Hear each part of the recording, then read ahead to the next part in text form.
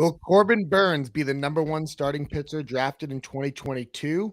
Or should that honor go to Max Scherzer? That and a lot more is coming up in the Tuesday, September 14th edition of Leading Off. We are back. Dan Harris, how are we doing this morning? We're doing fine. It's so difficult to recap the full weekend given Monday. I can barely remember what happened. I hope you're ready, Tuma. This is a hard job as a host.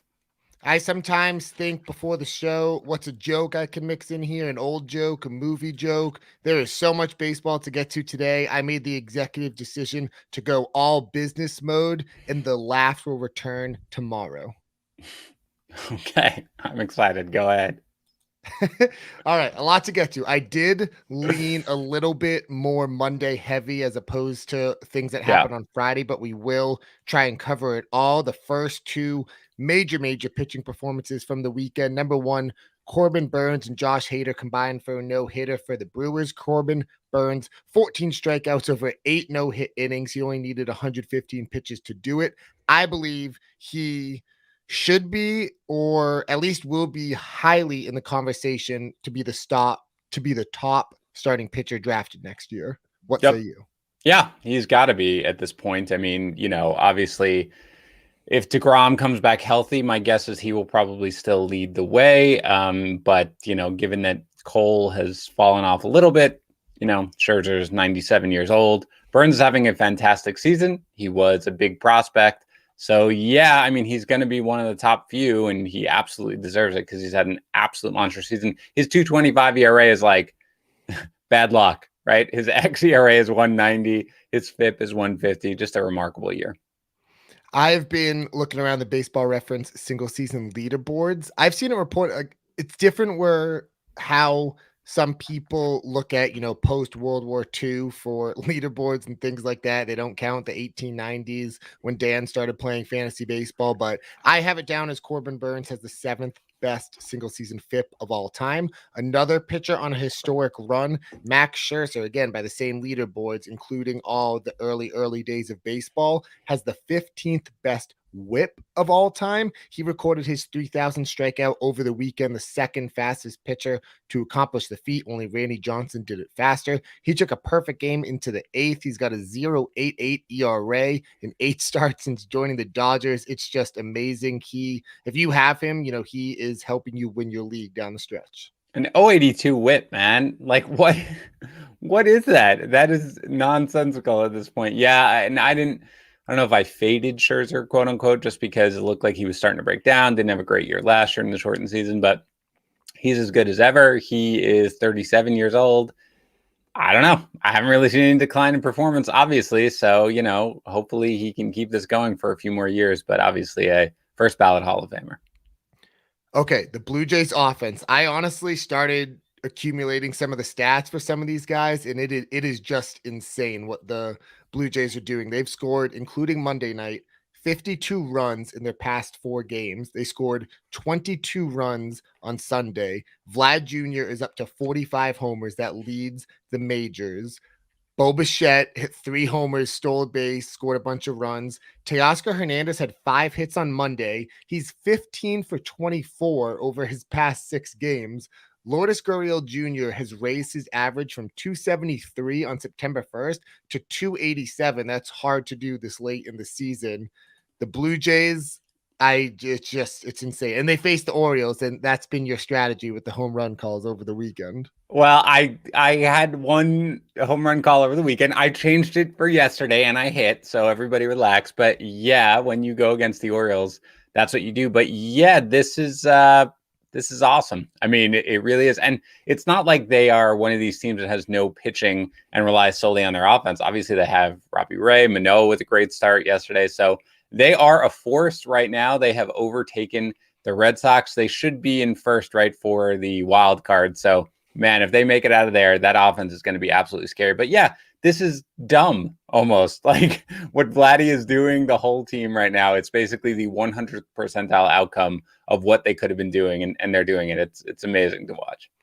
In terms of actionable items, obviously Vlad, Bichette, Teoscar, all those guys are already rostered. Alejandro Kirk is maybe the one player who still might be on waiver wires you could pick up. But then also for actionable items, I've been looking ahead because Coors Field, the Rockies are home all next week, so we want to get players into there. But honestly, just like look at matchups and see who the Orioles are playing and get hitters against them because they are an all-time horrible pitching staff right now. This is correct, especially when the Orioles are home in that park. Although, obviously, when you're in Toronto, Toronto's also a great park. But yeah, that's basically if you can. Again, it's week to week at this point, and we're really like 2 weeks basically left in the season. That's what I do. I look at Mayer's still doing the quick grades, awesome stuff. But look at the matchups, look at everything. Pick on obviously the Rockies when they're home, go for there, and the Orioles pitching staff is just a no-brainer. Go right after them. Some bad news from the weekend. Wander Franco went on the injured list. He hurt his hamstring on Friday. He only had one at bat. You okay? You okay? I'm not. He only had one at bat, and luckily he extended his on-base streak to 39 games with that one at bat. He's already making progress. They're hoping he can return to on-field activities by this weekend. So don't drop him if you have him. Just hold him just to make sure. But obviously a bummer to lose, someone who is having an amazing second half. Yeah, and again, this is something where hopefully he is ready to come back. They can be careful though with him, Tuma, because they do have this locked up pretty much. So hopefully he gives you something rest of season. But yeah, it was really one of the few rookies I feel like that came up and kind of really delivered on his promise. So we'll talk about him, I'm sure, a lot in the offseason. And if you're in a league with you, he's a first rounder. If you're in a league with everybody else, he's probably a third rounder, some fourth rounder. But yeah, awesome season so far. A couple of Padres pitchers, Yu Darvish on Monday night, 4 innings, 8 earned runs, 4 homers against the Giants. He is completely broken. Honestly, you can't his last start was good, but the few before that were also really bad. I really don't think you can trust him even if you're still in playoff head-to-head matchups. And then Blake Snell left Sunday's start with left adductor tightness. Padres manager Jace Tingler said he woke up Monday feeling more sore and tender than expected. Dan, I think we've all been there.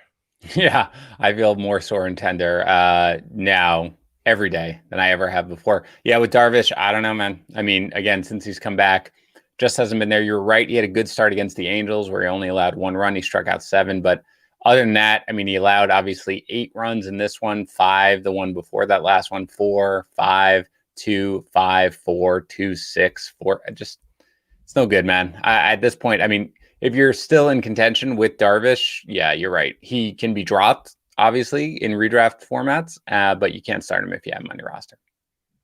Lots and lots of Evan Longoria talk in the chat right now. By the way, this is a new feature. This looks different when we put the... It does look different. Yeah, it's an upgrade. Yeah, it's different now. Look at that. Amazing, right?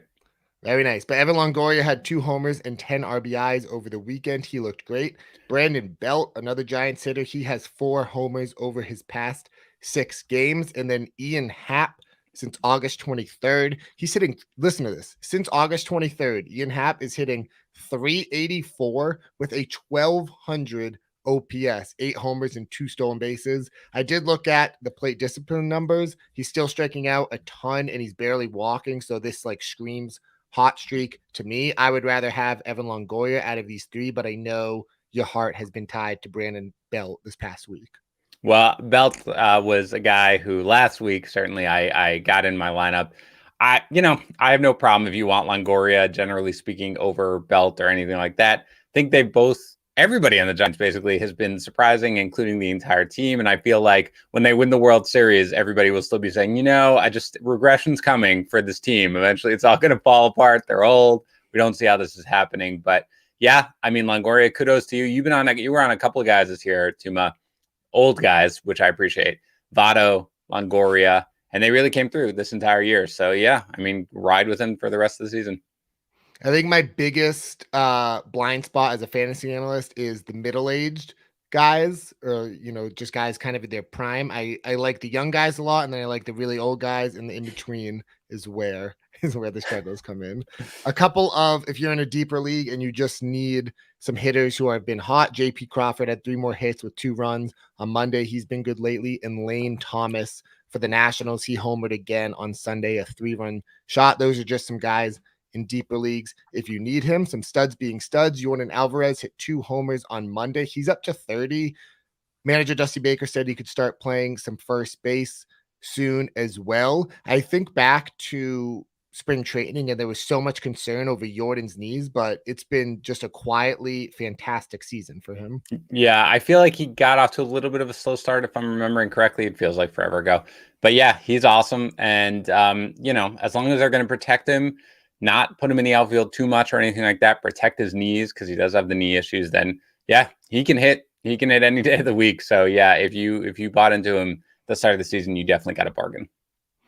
The Mets-Yankees Subway Series was quite thrilling this past weekend, highlighted by Francisco Lindor's 3-homer game on Sunday. He's up to 6 homers in September. He's hitting a ton more fly balls this month. Obviously, it's too little too late if you drafted him in the second round, but this is at least something good to see. And then Javier Baez had an all-time week last week and really picked it up over the weekend. Entering Monday, he had 4 straight multi-hit games, 2 homers, 2 doubles, 3 stolen bases. So that Mets middle infield combo doing pretty well. Yeah, I mean, Baez, we've talked. I mean, he's so streaky that he can easily get on a crazy hot streak like this. And with Lindor, he was never as bad as he had shown most of the season. And since he's been back, he's been a lot closer to the player kind of that everybody expected him to be. I think long term, I really had no concerns too much about what he will do, like in dynasty formats or next year or anything like that. And for the remainder of the year, both guys should be assets. Finally, got to mix in a bit of a young guy. Jesus Sanchez had 3 homers over the weekend. He has a 928 OPS over his past 2 weeks. I definitely don't think he's a finished product, but the Marlins matchups, they have the Nationals and the Pirates this week. So it's a good week to get your Marlins hitters in there. Yes, absolutely. He's smoking the ball right now. It's high exit velocity. And again, when you've got the Nationals, when you've got the Pirates, when you've got pitching staffs that you can pick on, those are great weeks to start your young hitters. Dan, have you been able to make it to many actual MLB games this year? I haven't actually. No, not at all. How about you? I haven't been to as many as usual, but I'm going this weekend. I'm going to be at Fenway Park to watch the Red Sox take on the Orioles, and I'm extremely excited to see the very nicely groomed and trim outfield grass. And you too, leading off listeners, can be nicely groomed and trimmed by using the Lawnmower 4.0 from Manscaped. The Lawnmower 4.0 gives you the ability to turn the 4000K LED spotlight on and off when needed for a more precise shave. The new trimmer even allows you to customize your trim all over through additional guard lengths with sizes 1 through 4. And you can get 20% off and free shipping with the code leading off at manscaped.com. That's 20% off with free shipping at manscaped.com. The chat is saying that Jim is beautiful. You look great. You look fantastic. You were crushing the reads. You're wonderful. Keep it going. Okay. Some news and notes from the weekend. Randy Rosarena was reinstated from the paternity leave list. Josh Lowe got sent down. Nick Anderson, remember that name, returned from the IL. It doesn't look like yet he's factoring into saves. Shane Bieber is beginning a rehab assignment tonight, Tuesday, with AAA Columbus. This is an odd one because it doesn't seem like Cleveland has anything to play for, but maybe they just want Bieber to, kind of end the season on a high note here. Yeah, I think if he really is somebody who's recovering from his injury, let's assume that he, like, health-wise, he's good to go. I think it kind of makes sense to be like, hey man, let's get you a start. Let's get you starting the majors. Let's end the season so you're healthy and everything like that. I get it. But yeah, if there's any remote setback, it's not like you're going to rely on him. And even if he makes it back for a start, it's going to be like a 4-inning start or something like that. So certainly there's no fantasy impact whatsoever. Red Sox manager Alex Cora says there's a good chance that Chris Sale will return this weekend against the Orioles. That's great. Matt Barnes is also expected back this weekend. I haven't seen anything definitive. I do not think, as a Red Sox fan, that Matt Barnes will regain that closer role right away. I think they'll stick with Adam Ottavino. Chris Paddock was placed on the IL with elbow inflammation. Clayton Kershaw returned again. He did already return, and then they gave him like a week off. But he was back on Monday against the Diamondbacks. Struck out 5 over 4 1/3 innings of 1-run ball. Are you pretty okay just using Kershaw from here on out? Sure. I mean, I think if he's back, they've got to win. They've got to keep going. So yeah, I mean, I think you can use him going forward. And then finally, a Yankee note, Gleyber Torres is moving off shortstop. He's going to play second base the rest of the way with Gio Urshela filling in at short and DJ LeMahieu handling third base. There's a big move coming for the Yankees this offseason. I think that shortstop hole is glaring. Yeah, they've got to do something with that. Obviously, they've addressed a lot of their holes. They also need some pitching, some actual pitchers and stuff like that. But yeah, that's been a big hole for them.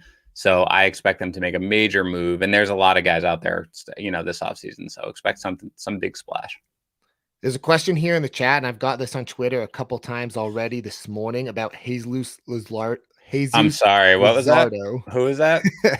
Jesus Luzardo against the Nationals, and if we would feel comfortable streaming him today on Tuesday. I could see like Luzardo when he needs like an alias. Be like, it's not me, it's Jesus Luzardo, like whatever you said. I'm probably not. Look, I get it. Like you can stream most people against the Nationals, but it's not like Luzardo has been this dominant force or anything like that. He did strike out 8 Mets in his last start and gave up just 2 runs, but 3 runs against the Phillies before that. Good start against Cincinnati before that. But then again, he gave up 5 runs to the Nats earlier this year. He's not a guy who I'm trusting yet. I just kind of, if you are absolutely desperate and you're like, I need innings, I can afford it if it's bad, like it's a blow up, fine, but otherwise, no. Yeah, it's so context specific, and it depends like your risk tolerance with the ratio stats. Yep. So that's what it comes down to. Mm-hmm. Some pitching standouts from this past weekend. Lance Lind returned from the IL on Sunday against the Red Sox, 9 strikeouts in 5 scoreless. He gets Texas this weekend. Obviously, start him. So I put Aaron Nola in the pitching standouts just because he had 10 strikeouts, but it was 5 1/3 innings of 3-run ball. Probably not still what fantasy managers had in mind, but look, I think you and I, this is the guy, like nothing that's going to happen the rest of the season is going to change our mind. We know our stance kind of going into the off season. I've been just rolling with him down the stretch. Yeah. I mean, his xERA, his FIP, his xFIP, it's all more than a run lower than his ERA. He's walking fewer than 2 batters per 9, best of his career. Like his strikeout rate is fine, over 11 per 9. Yeah, man. I mean, this is a guy, Tuma, you and I are going to have a lot of fantasy teams next year. That's the way it's going to be. And I think savvy managers probably will too, because I also think that he's a guy who fantasy managers get pissed at, right? Because they drafted him to be the ace, and he's this guy who has shown signs, like these very brief runs of being like, ooh, okay, he's got it all figured out. And then it's like, oh, here's your 3 runs, stuff like that. Yeah. Again, if I rostered him anywhere, which I don't think. But if I did, I would probably just still be starting him, and next year I will be drafting him. Sandy Alcantara, 8 innings, 1 hit, no runs, 7 strikeouts against the Nationals on Monday. His past 7 starts, 1.55 ERA, 0.75 WHIP, 64-7 K to walk. He gets the Pirates again this week, so this has been an all-time week to use him in fantasy. He's trending towards being a top 12 to 15 starter next year. His stuff, man, and I admit that I did not watch him that closely for most of the year. Like I flip around to, I don't know about you, I flip around at night. I primarily watch the Mets, but I flip around to various baseball games and probably have a share of pitchers, especially that I'm interested in. But I didn't watch him that closely until this end of the season, and he's faced the Mets a couple times, but I've tried to watch him because, again, my one team that's really kind of fighting it out for the playoffs and stuff like that has Alcantara, so I watch him. His stuff is awesome. And the weird thing is, Tuma, you look at his strikeouts, right? He's still on the season struck out fewer than a batter per 9, like 1 per inning, right? He's less than 9 per 9 at this point. But you look at his strikeouts over the last month, basically, or 10, 1. Okay, that was a shortened start, not good. 7, 11, 12, 6, 14, 7. He was topping out at 100 at a couple of these starts. He has movement when it's there. I mean, when I've watched him pitch lately, I've been like, oh man, this is like a top 5 pitcher in MLB. I'm not making that conclusion, but man, you watch him pitch, especially lately. And this is crazy because, again, we talked about it, Tuma. 42 innings last year. He's at 188.2, and he's just getting better, right? The opposite sort of the what we're worried about with Zach Wheeler. He's incredible right now with what he's doing, and yeah, I'll be all over him next year.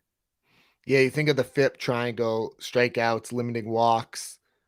limiting homers. He does that. His ground ball rate is insane too, which Yeah. gives him such a high floor. So then when he adds in those swings and misses and gets those high strikeout totals, that's when he becomes unbeatable. So very exciting. Two final pitching standouts. Alek Manoah, 8 innings, 1 hit, no runs, 10 strikeouts last night against the Rays, who we've said before, the best offense in baseball. And then Go Cards would be very upset if we didn't mention Adam Wainwright, Who? 6 shutout innings against the Mets on Monday. His ERA for the season is down to 2.88. He also had a quote I saw, something about he knew that the Mets fans wanted to see him throw an 0-2 curveball and get someone look, something like that. I forget the exact quote. Good but for I you, thought that man. was Good for fun Wainwright. from Adam I was at Wainwright. that game. I was at the 0-2 curveball game to Beltron with Were you ball. really? Wow. Oh, Wow. and not only that, Tuma, that was back when I was a baller corporate lawyer and I could just drop whatever I wanted on seats and not worry too much about stuff. So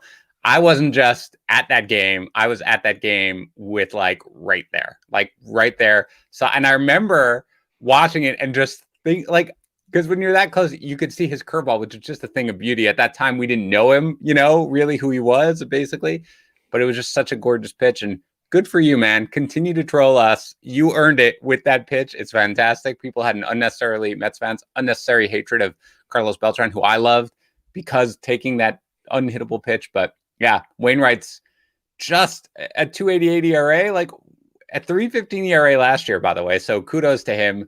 Fun to watch him get it done. The Cardinals are probably going to slip into the playoffs barely and then win the entire thing because that's how they roll. Go Cards. That was the game too. I think it was ND Chavez had the leaping catch over left field. The greatest catch certainly I've ever seen in person, without a doubt, but probably one of them. And the fact that they didn't win that game after that, and I think they loaded the bases the next, like when Chavez made that catch, I would have bet all my money to say the Mets are winning that game, right? It's 1-1. Totally, the crowd's nuts. I think they load the bases the next inning, and then they just didn't. I'm not upset about this. I mean, it was like 15 years ago. I'm totally over it. Everything's fine. Jeez, 15 years ago. That's crazy. Yeah, before you were born. So weird. I remember being a young tyke watching that game. Mm-hmm. Some duds from the weekend. Dylan Cease, 2 2/3, 4 hits, 7 runs, 5 walks against the Red Sox. He just didn't end up getting that consistency that we were hoping for this season. Corey Kluber, there was a lot of excitement when he came back from the injured list, but he has yet to pitch more than 4 innings since returning. He gets the Orioles on Thursday. It's a good matchup. I'm indifferent. Josiah Gray, 5 runs in 5 innings versus the Pirates over the weekend. He allowed 2 more homers. There's just way too many homers being given up. He's not ready just yet. And then Aaron Savali, 3 innings, 7 runs against the Brewers on Sunday. He gets the Yankees next. That makes me nervous. Any of those 4 guys, Cease, Kluber, Josiah Gray, Savali, stand out to you? No. I really just, if I can avoid it, I don't want to start any of them at this point. I mean, you have to be so choosy with every one of your pitchers at this point. If you're still in contention, I mean, I've had leagues, Tuma, I don't know about you, in roto leagues. I know that's not really your format where, you've got 1,500 innings, you've got 2,000 innings from your starters, and your last start of the entire season affects like the ERA. So I'm avoiding all 4 of those. I don't feel confident in any of them. Hyunjin Ryu, I just have to mention it, 2 1/3 innings, 7 runs. He's allowed exactly 7 runs in 3 of his past 7 starts. His blow up, he'll have like 6 shutout inning starts, Yes. and then he'll just blow up. So overall, I know like with these guys, we like to just play him in Roto League, throw him out there each time. I don't think it ended up working out for Ryu this season in that sense. Yeah, it's been weird, dude. I mean, you're right. Look at the last several starts, right? 0 earned runs, 2, 7, 4, 0, 7, 3, 0, 7. That's bizarre. Now, against Baltimore in this one, I know like he left his start against the Yankees after the shutout innings with some arm soreness or something. And, they had the double header, so they had to start him. But yeah, it's weird. I started him in a points league. My pitching staff is estimated, so be that as may. But I started him in a points league. It was a 2-start week. The shutout, sort of against the Yankees really made up for it. But yeah, dude, as a whole, all of a sudden, because of these last several starts, I mean, his ERA now is 4.11. Like that's bad, and that's backed up by the FIP and the xFIP. His WHIP is still like passable at 119, but he doesn't strike anybody out anymore. I don't know whether or not it seems like he's had, and this is just armchair diagnosis, but he seems like he's had something a little off with him for most of the second half of the season, whether he's been bad. My guess is like, we'll hear at the end of the year that, Ryu was battling through like arm soreness or something like that in the same way Maeda. So hopefully long term he's okay. But yeah, for the rest of the season, I don't know, man. You're taking life into your hands when you start him at this point. Moving on to the home run leaderboard. Lots of movement. Obviously, it was we're catching up on 4 nights worth of action here. Plus, there was all the offense from the Blue Jays and everything. Joe, he who shall not be named, Pisa has extended a lead. Let's talk about it. I did not know this. Joe with his Harper into perpetuity call as the leader, and by 2. He's got 32 now, as Mayor has called him, Joe Voldemort Pisapia. He had 2 more Harper home runs since the last time we went through this. Lawnmower Man 4.4 is up to 30 after he called Vlad yesterday. He's in a 3-way tie for second place with Go Cards and Randy. Again, 32 behind Joe. Dinger Dan, home run in 3 straight days, and 5 of his last 6 days. I did call Paul Goldschmidt to show you that I'm not a homer against my team yesterday. I'm at 29, so I'm knocking on the door. Helpless in Miami has also called 2 more in a row and up to 29. Beyond that, Derek from Texas, Ack is at 27. Sorry, also D. Gordon Liddy at 29. Turf Durgerson at 26. Mayor and Smalls at 25. Wonky Stuck at 24. And Cat Fox at 23. But we are at 1,144 home runs. Got a couple more weeks here to get above 1,200. I think we will do it. It's getting tight at the top and time is running out. So we need someone to catch Mr. Joe Pisapia. Please. Or else we'll never hear the end of it ever Please. For the rest of our lives. Please do it. DFS is a 12-game slate on Tuesday. There are some big name pitchers going. A couple who are returning from the injured list, including Lucas Giolito and Zach Greinke. I don't know if you'd feel comfortable using them in their first start back. I don't usually feel comfortable using Zach Greinke ever. Just he hasn't been my guy. I've been a little concerned about what we will see from him necessarily on a good day. But yeah, he's somebody I'm avoiding. You can go after, obviously, Garrett Cole, who is going up against Baltimore. 11-4 on FanDuel, 10-7 on DK. So, again, you can build your lineup around those guys. You can make it work. It's probably fine as a cash game arm. Also, Frankie Montas, who has been just absolutely dominant over late. He gets the Royals against Jackson Coart. That's Coart Tuma. He's a little bit more of a discount, still a good cash game arm. 9,300 on FanDuel, 10,000 on DK. And then you've got Nathan Eovaldi. He's up to 10,000 Tuma. He's been great against Seattle. He's 10,000 on FanDuel and then 9,600 on DraftKings. If you want to save a little money, Stroman is going up against the Cards at 9,000 on FanDuel, 9,300 on DraftKings. Kyle Gibson taking on the Cubs, always good for strikeouts, 8,600 on FanDuel, 8,100 on DraftKings. And again, mentioned Jesus Luzardo. He's just a GPP play, as we mentioned, 7,000 against Washington on FanDuel, 6,300 on DraftKings. My 2 quick cents, if you're going to go up to that Montas, Eovaldi price tiers, just go, what are you going to do? Not play Cole against the Orioles here? And obviously Yankees getting them into your lineup would be if you're on DraftKings, the difference between Montas and Cole is 700. Like, that's not enough. On FanDuel, it's $2,100 difference. So that I could see if you want to sort of make that switch and pay down a little bit if you need to fit into your lineup. But yeah, if you can make it work with Cole, I would. Yep, fair point. There, the Yankees are one of the game stacks against Alexander Wells of the Orioles. Yep. Okay. And then the Phillies versus Adrian Sampson of the Cubs. Lineup builders, my guy, Jesus Sanchez tops the list. Yeah, Jesus Sanchez only $2,900 on FanDuel, 32 on DK2, so a big bargain there. Jonathan Villar has been hot for a lengthy amount of time against Woodford, 2,800 on FanDuel, 4,100 on DraftKings. And Lamont Wade against Jake Arrieta, still pitching, 2,900 on FanDuel, 3,600 on DK. And Mark Canha against Jackson Coart, 3,200 on FanDuel. He's 5,000 on DK, so maybe you don't want to go there, but yeah, those are a couple of lineup builders. Meanwhile, I do feel like the Orioles are like picking out like their like team front office or something and starting, because all these guys sound like they're just like paper pushers and behind, and no, you're major league pitchers. So it's always bizarre to me. But yeah, that's where you stack. And that's where I'm going, Tuma, for my home run call with Aaron Judge tonight against Alexander Wells, not a real person. But that's where I'm going for my home run call. Yeah, they're grabbing interns, college kids. They do. I mean, I love it, but it's like, I'm sorry, who are you? Like Chad Smith, nice to meet you. Like just like random humans. I love it. Go for it. Dan is going with Aaron Judge. He is once again picking Correct. against the Orioles. You Yes. too can do so if you get your home run picks in on the Fantasy Pros Discord. We are still talking baseball there. I think over the offseason, the baseball Discord channels is going to be a great place to discuss player values and offseason trades and all that really fun stuff. So make sure you are getting in there. And we're coming to the end of the show here, Mr. Dan Harris. Yeah, we are. Was that your outro? Were you go over something? Were you waiting for something? How you doing? I didn't know where I was going with it just yet. I'll say Jesus Sanchez as my home run call as your reminder to pick him up. Yes. The matchups are great for the Marlins this week.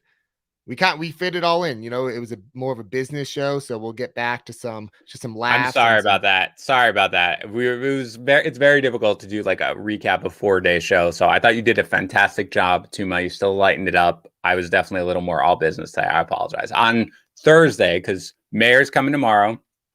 I'm in on Thursday. Mayor's in on Friday. Tuma's here all day. This is basically Tuma's show now. Congratulations for taking it over. We will be back. We will be more lighthearted for the rest of the week. Absolutely. Send us your questions on Twitter if you still have them. I'm on Twitter at TooMuchTuma. Dan is at Dan Harris 80. Thank you for being here with us and have a great Tuesday. We'll see you tomorrow.